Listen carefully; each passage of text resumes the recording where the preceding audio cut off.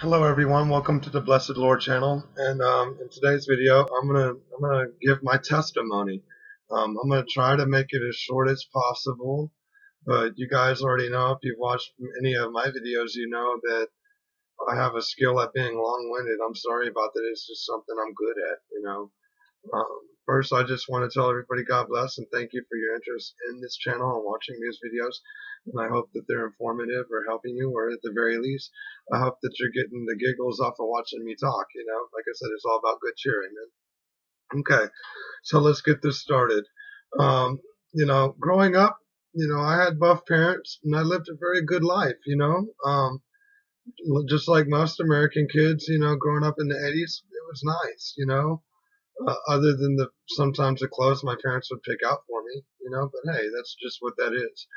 Um, but then as I turned 12, that's when things started to change. After I was 12, my dad had passed away very suddenly, had a heart attack in his sleep, and that was traumatic. My mom was already handicapped. She has MS, and so there was just already a lot going on in the family to begin with. My brother and sister were both already out the house. I mean, when I was born, they were already getting ready to graduate high school. So I kind of grew up like almost like an only child.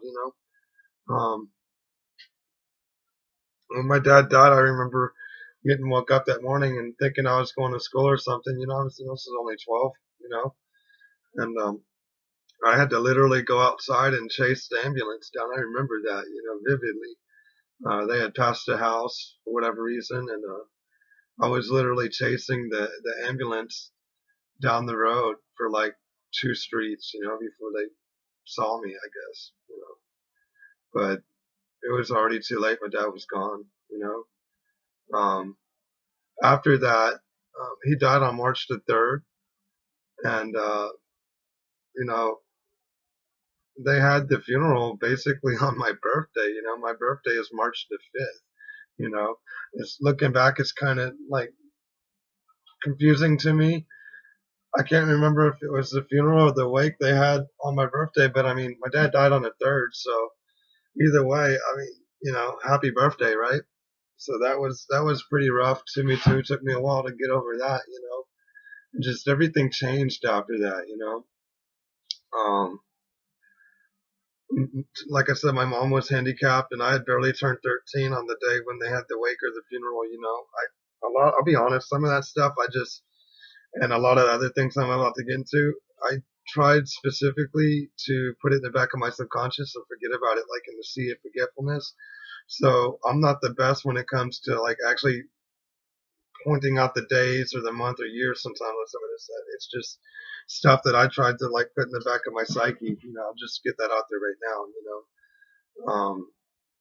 But early on, the occult and things like that was already getting influence in my life. I'll give you an example. Like, not even a few days after the funeral when my dad died, I used to take these really, really hot showers, and I'm talking about to where like the mirrors fog up, you know what I mean? And in our bathroom, it was like the shower was right here, and then the double sink was right there. But where the shower stopped was where there was this toilet right here, right? And I remember one day I was getting out the shower, and I saw like this big, like my dad had big, thick fingers, and I saw like where someone had wrote on the mirror and it said, "I love you still," and and I just something didn't feel right. I mean, I felt like a little bit of love at first, but I mean, even then as a kid, I just felt like something wasn't right, and I turned around, and sitting on the toilet was my dad in the same outfit that he wore to one of my brother's wedding. You know what I mean? And but there was something wrong. Like his eyes were pure black. You know what I'm saying? And they were so black. I remember you could like see into them, and it was like so like black and empty, like it just looked like they went beyond like even where his head stopped, like it kept going into like nothingness or something. It was freaky, that freaked me out, and I just wished it gone right then and there, even though it was in the appearance of my dad, and it left. You know what I'm saying? And I remember specifically from that time forward. I knew, like, deep in my heart that that wasn't really my dad, even then. And so way before I really came to Christ, I just knew something deep in my heart, like that was a demon or my dad was in hell or something, because that just wasn't right. You know what I mean? Seeing those black eyes and just that feeling, like even though I got out the shower and it was really hot, there was like a coldness presence, and this was, like I said, well before I got into the occult and everything else. I just knew something wasn't right. Something didn't click with that. And on the backside of all that, I grew up, Southern Baptist. My mom brought me to church every weekend. My dad would drop us off. He would never go to church with us. He'd just drop us off and pick us up.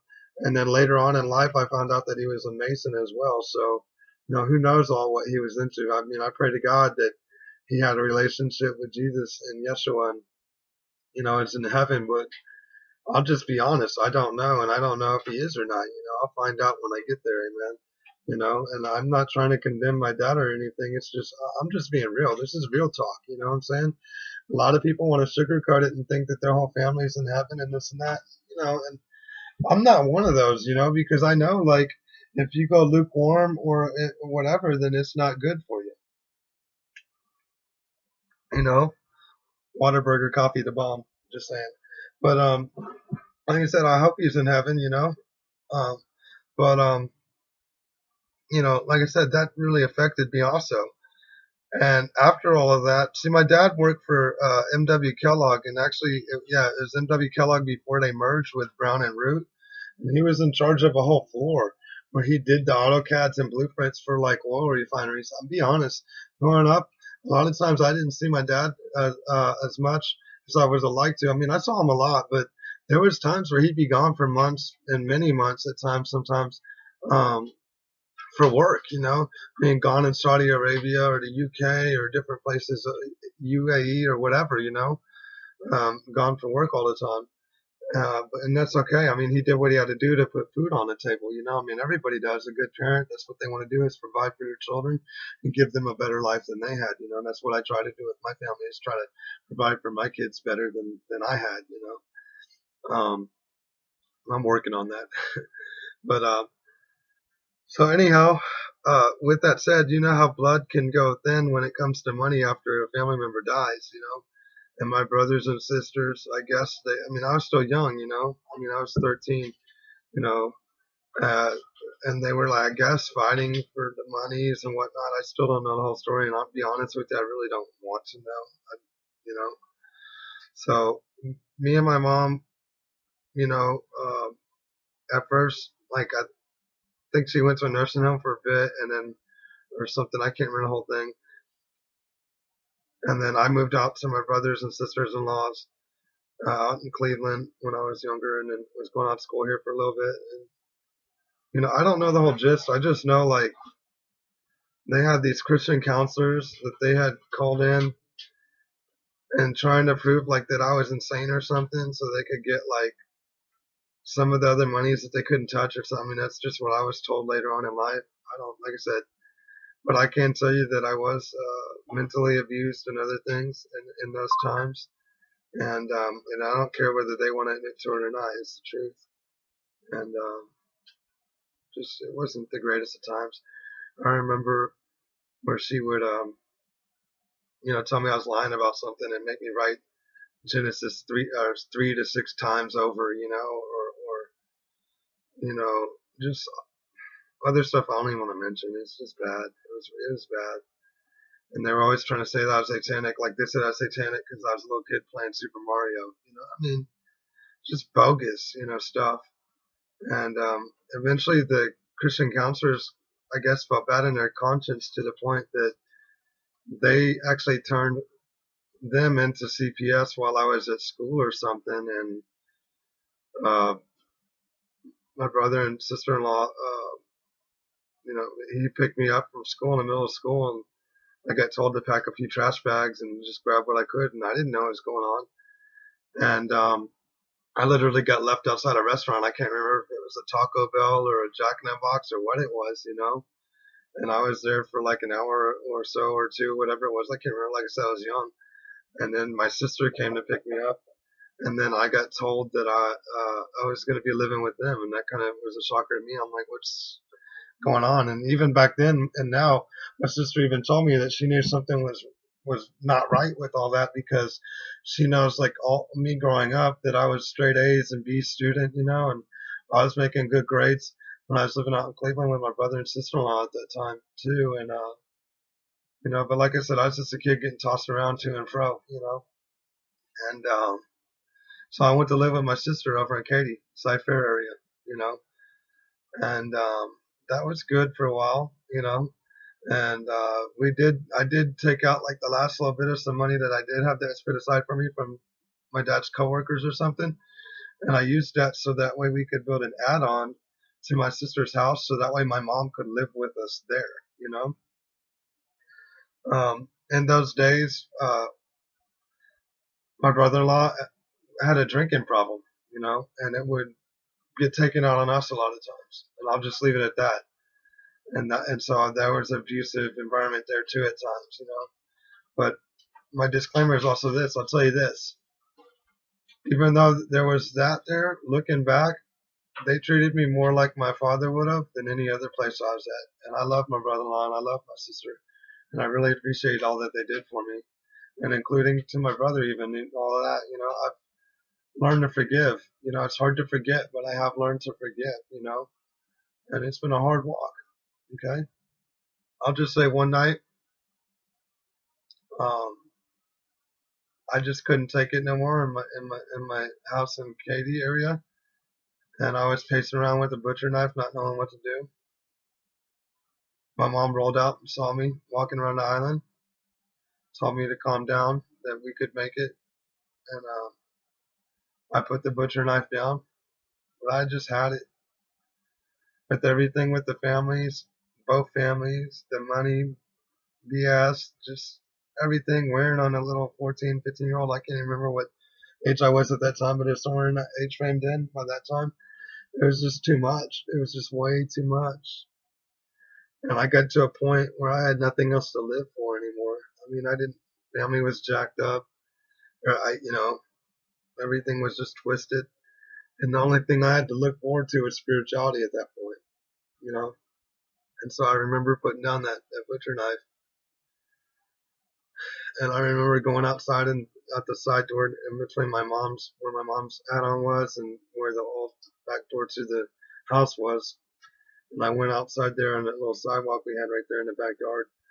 And I just looked up to the sky and I said, Lord God, you know, if you're real, if you're there, can you just give me a sign so I have something to go by, something to work on, and just touch me, Lord God, because I'm just broken, broken. And nothing happened. He didn't reveal himself then at that point.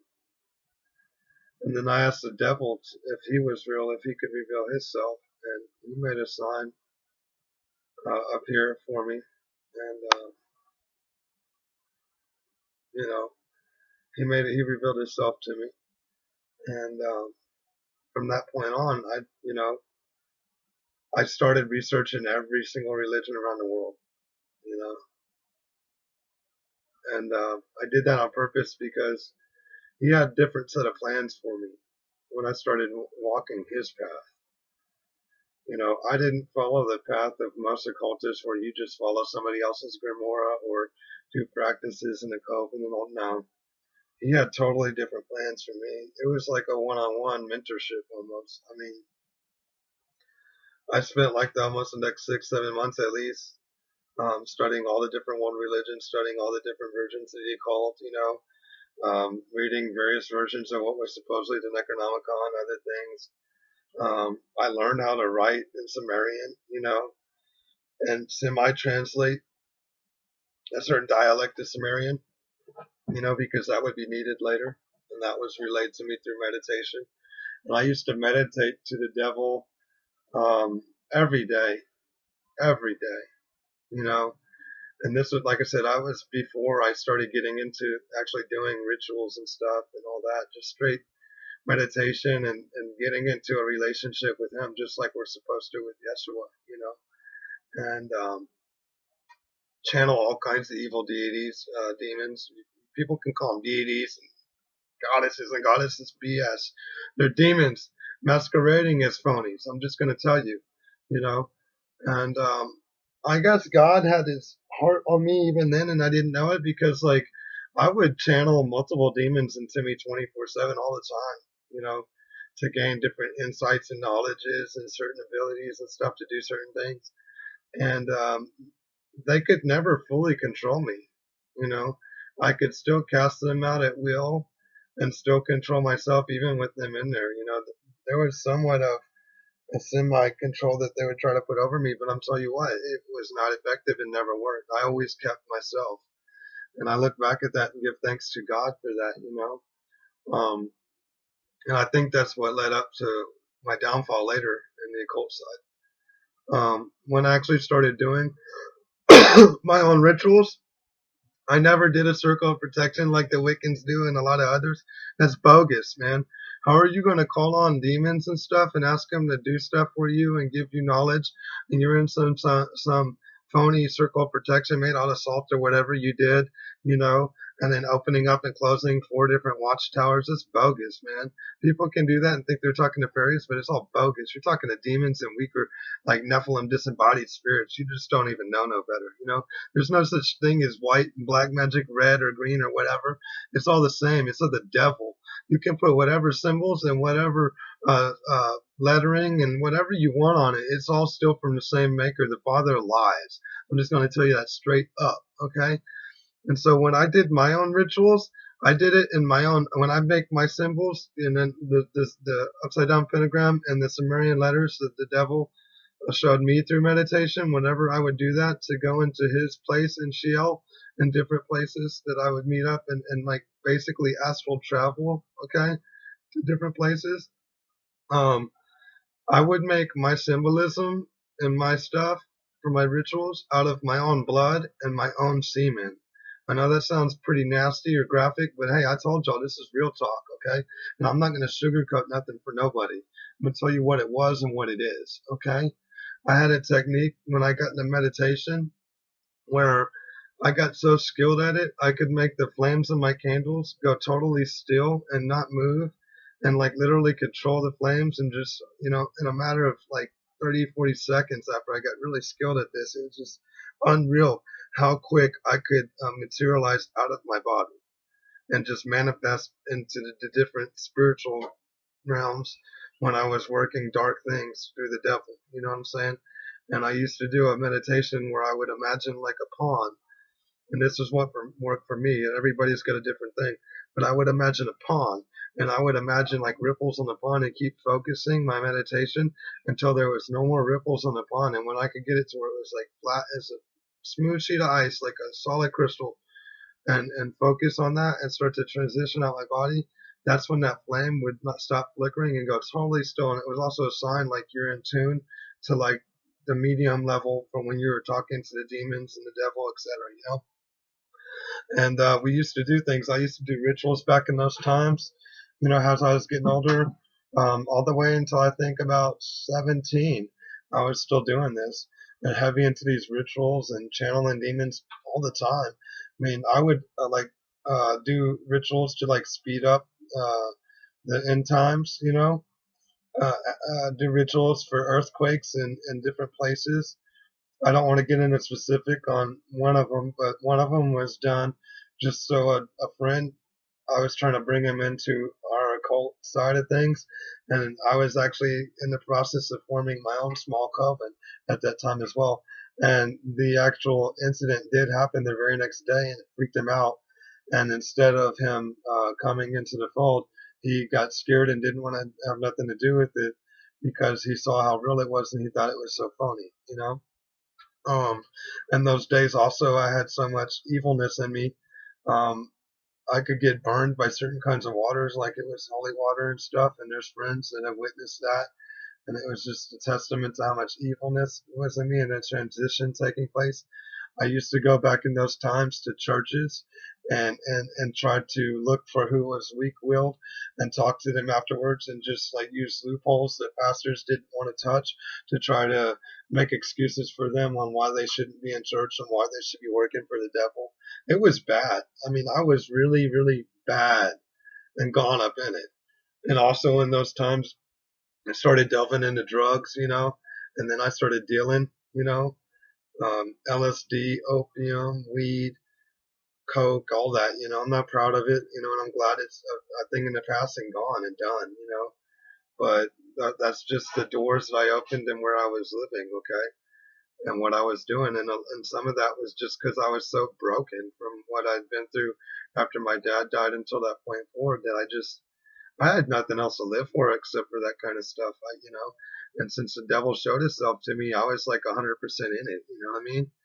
Um, it was when I was 17 that something changed. I was literally doing a high level ritual where it's like it either works or you die, is from what I told, and I just didn't care. I just was that far gone. It's manifesting your soul, your spiritual, into the flesh. Basically, like almost like becoming like a genie in a sense, like where you can literally like manifest things into reality, kind of thing. It's one of the higher level rituals, and in the process of starting it, I didn't even get through with it. I think the devil was also mad at me at that time because I didn't get enough souls for my quota at that point. Um, and that had a key to do with it too. But I was in the middle of that ritual, and I remember this very icy cold presence, and I know it was the devil. It wasn't a lesser demon or anything like that. I know it was the devil. But a lot of times the devil doesn't literally manifest like visually in front of you. It'll be like a familiar or just the presence, and you can feel different demons and the devil by their presence as well. Especially after you get a little skilled in it and everything. Just like it says in the Bible to test spirits and judge them by their fruits and etc. It's the same thing for the darkness. Okay, don't get it twisted. And I felt this cold breeze like a pimp slap. Came across my face, and I swear, like the life of me just ended right there. As I hit the ground, my life energy was gone. Okay, and um, it got labeled as alcohol poisoning because I was drinking a bit before then too. But I can tell you, I didn't have enough to have no alcohol poisoning, and my friends, and including his mom and her friend that was there, can attest to that later.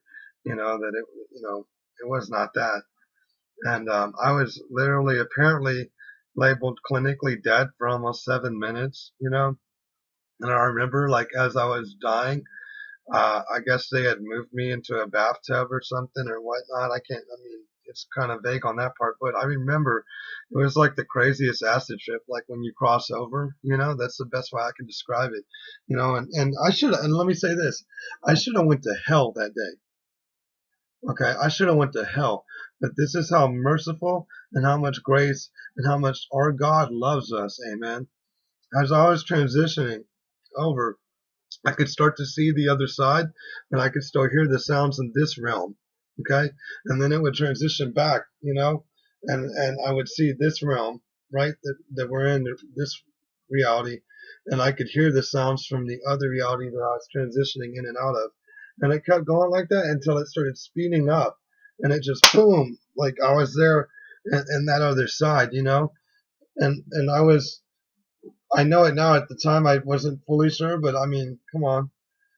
I don't even understand still, but God, thank you, God, so much for saving this wretched soul and sparing me. Amen. I was literally outside the gates of heaven. I mean, but look, I was far away from the gates of heaven. Okay. I mean, really far away, like probably hundreds of acres, if not thousands of acres away. Okay. Because like it was way off in the distance. Uh, Everything was like rolling hills and like some trees here and there. It was so beautiful. It looked like something out of the Lion King movie, no lie. And everything was a different shade of gold. I remember that specifically. Everything was a different shade of gold. Different shades of gold on every blade of grass, the grains on the trees, the hills, the the sky, the clouds. Everything was so beautiful. There was such like a warmth, and just being there, I felt this like peace and this radiance. Just I can't even. Words can't describe it. Okay, you'll know when you get there. That's all I could say. And I knew I was outside the gates of heaven because way off in the distance there was this huge wall to like the city, right? But this wall was so tall, you didn't see where it ended. It just went up into the clouds and disappeared, and then went so far from left to right that you couldn't tell when it ended. It was massive, and it was every bit a shade of gold too. All of it, like I said, everything was a different shade of gold. And then God spoke to me. He didn't manifest to me directly, and I learned why later as I got into my walk with Christ. When he spoke, the entire sky clouds like just lit up like brighter than the sun, like boom when he talked. And he told me, he just flat told me, I love you very much, and I got great plans for you, and it's not your day to die, and and you can live all the way till the changeover if you want. It's up to you whether you live or die before my son comes back. You know. And the last thing he left me with is he told me the first would be last and the last would be first. Amen. And it took me years later to kind of unravel all this and really learn what it all meant. 'Cause I mean, like I said, I was 17, you know what I mean? And then I came back to life, and, and, you know, I was changed, and it's kind of funny because right when I came back, the first thing that came out of my mouth was, I'm so hungry. Like it was like more time passed when I was in that realm than it actually passed in real life as I was, dead in that moment. You know what I mean? It felt like hours had went by, but it was only 7 minutes in reality that I was clinically dead or whatever. And the reason I say that is because my friend's mom's friend was also like a certified RN or nurse or whatever. And so that's why I say I was clinically dead for that period or something like that. So apparently I didn't have a heartbeat at all for that time or something. And they were afraid to call the ambulance because I was underage too, and all that. But see, God did that on purpose because He knew I was coming back. Amen. You know, I'm too strong-willed to give up like that too. Amen. And thanks to God, He brought me back and spared me. And from that moment forward, I told my friend what had happened. And everything. And I don't know whether he fully believed me that day or not, but he did eventually. He fully believed me because there was a change in me. I threw out all the occult stuff. You know what I mean? I stopped all of that mess, and I started getting close to God. I'll tell you, this is another thing that was neat about all this. From the whole time since my dad died up to that point, you know, uh, my family was getting survivor benefits from the government for me and my mom, right? And my brother's family never stopped collecting those benefits.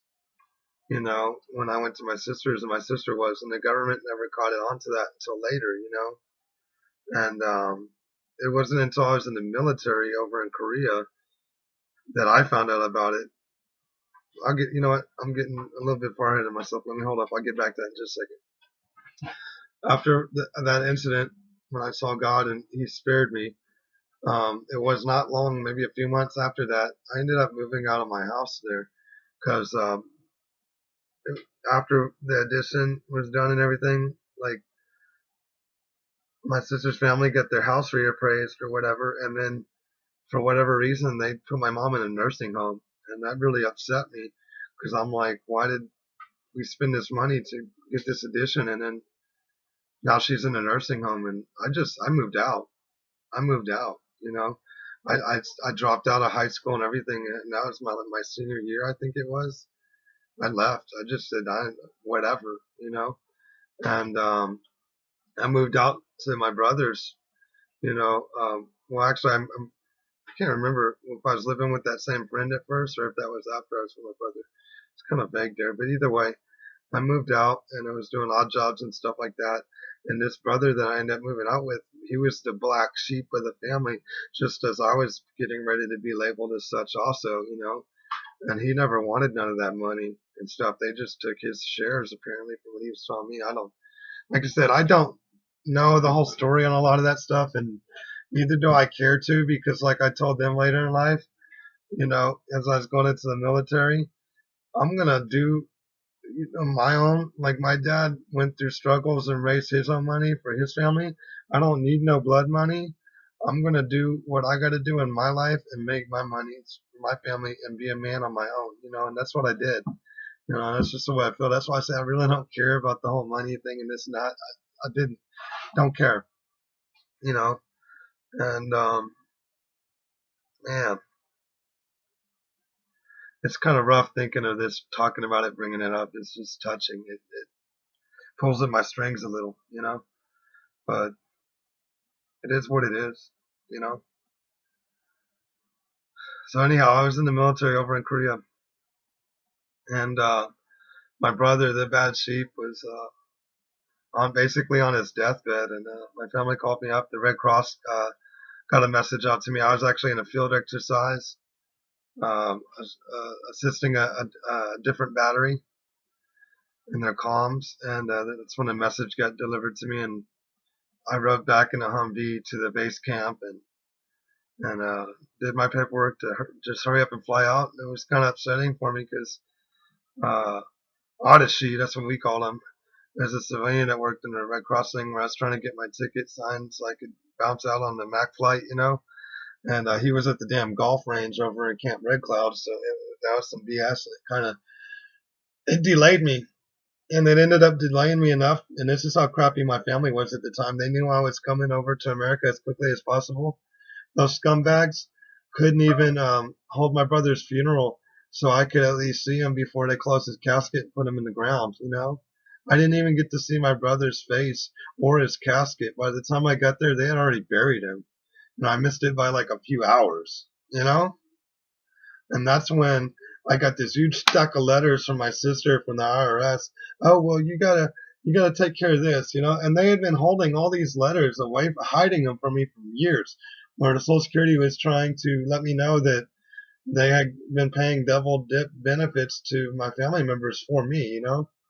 And so I went to the Social Security office off of 290 in Tacoma here in Houston in that time, and the Social Security guy, they had the head guy from the whole building come down and look at it, and he knew it was jacked up. And like I was telling him, yeah, I'm of legal age now. I'm in the military. I came off of emergency leave, and I just found out about this. And he could see, had all the letters, and he saw the back dates. And I'm like, why are y'all trying to come at me for this? I think it was like almost 20 grand, of how much benefits they had racked up. And and he agreed. I'm like, because I told him, I said, why am I paying for this or getting charged for this? I was a minor. My signature wasn't legal for nothing. I didn't have a signature. These were the people that were my guardians, and they were the ones that double dipped, not me. And why do I have to pay for this now? I mean, I understand like they shouldn't have held this back from me, but I mean, how can I control that? I was in the military this entire time. And he really felt for me, and I was sitting there, and I think my wife was in country with me. My wife is South Korean, and she actually flew back with me for all this, and I want to say she was there with me that time. And I remember sitting there, and the dude called up some guy in D.C. or something at a central office. And I remember hearing the guy basically cussing me like, well, I don't give a damn, and such other colorful words. He says, I don't care. You're going to make him pay for that. And that guy that was in charge of that whole building there was arguing with him like, hey, this ain't right. You need to understand. He's trying to relay it to me. And that dude just had a cold heart and didn't care. And so they stuck that on me. And so, I couldn't afford to pay all that off all at once or anything like this. Hell, I think I was a private or barely get my specialist rank at that time. You know what I mean? Like I was either E3 or barely getting my E4, something like that. I mean, I wasn't making big bucks. And so I had to make payments. I just started making monthly payments. And to this day, me and my wife are still paying it off. My family could say what they want, but the bills don't lie that the Social Security sends me every month. I'm just saying, and I'm still paying off that overpayment to this day. I think we got it down to like 11 grand now. I can't wait till I pay it off one day, even though it's bogus. I shouldn't have to, but I'm not going to leave my kids with something like that to pay. No, no. I want my kids to have a clean slate and not have to deal with nothing that daddy had to go through. And, but yeah, that's my testimony. That's what I went through. That's where God brought me, and He allowed me to go through all that negative and be a part of the occult and all that because it gave me an intense knowledge of the occult and how to expose them later when I came to Christ. And like I say, you know, uh, when I was with the devil, I knew no limit for evil, no limit. And so now with God, now I'm in God, I know no limit to doing good, you know, and ain't nothing phase me for the most part, you know, and I don't get scared around the demons or and ghosty situations. It's all bogus. It ain't ghosts. It's just demons and disembodied Nephilim spirits trying to make you think that they're your relatives or ghosts. Or when you see these shows and they're in haunted houses, they're toying with dynamic encounters is what they're doing, and they think they're talking to some ghost or little Susie or something. Oh, they're so far wrong from the truth, you know. And and it's allowed me to be able to relate to other people that were in the occult or drug users and different things, even while I was in the military, and touch the hearts of people when I could here and there. And I really had an impact on a lot of like Wiccan users, because I could like relate to them so deeply and actually like label their rituals out, their watchtowers, all this stuff, and that would really freak them out because then they know like I'm not lying, I'm not just making stuff out of my butt so I can try to get them to Jesus. No, I mean I was literally in it and of a greater level and higher level than most of them could ever dream. Most of them. It was very rare. I could count on less than four fingers the time I met people that were into stuff deeper than I was, even though I was at such a young age when I was doing it.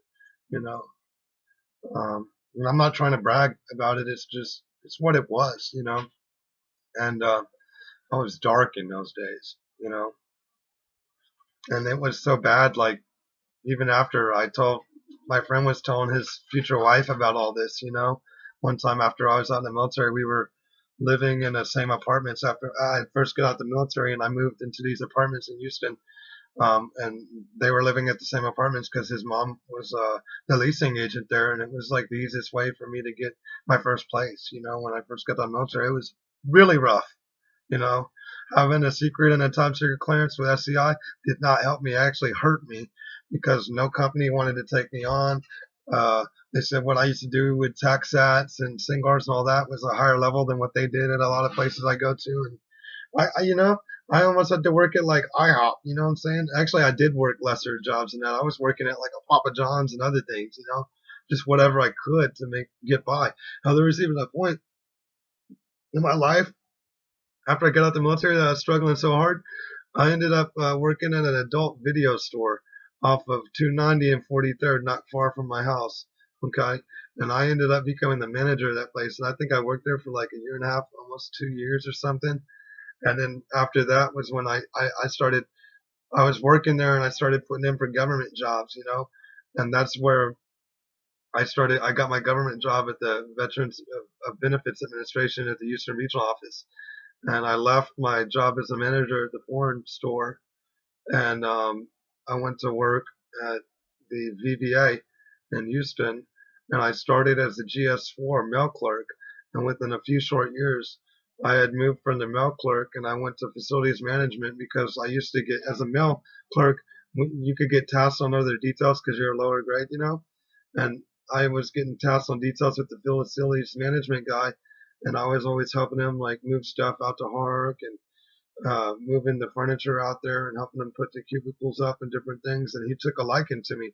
And so when it came time for the facilities management opening, because his coworker was leaving the government to finish his college degree to become an importer in some kind of business, that so I put my name in the hat, and I got it. You know, and a few years later, I worked my way up in facilities all the way to a GS11 from a GS4. Amen.